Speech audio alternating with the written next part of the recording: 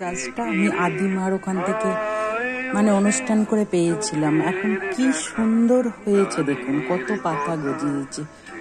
সেরকম আহামরি কিছু যত্ন করতে হয় না, সাময়িক যত্ন করে কি সুন্দর পাতা গজিয়েছে। আদিমার ওখান থেকে পাওয়া, দেখুন কত বড় হয়েছে। কিছুদিন আগেই পেয়েছি, এই যে জড়রাত্রি গেল সেই সময়।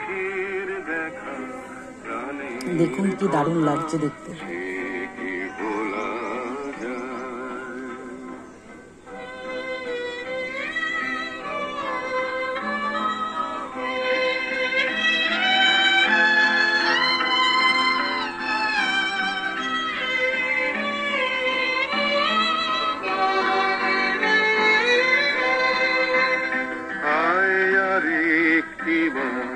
আয় রে সখা প্রাণের মাঝে, আয় মোরা সুখের দুঃখের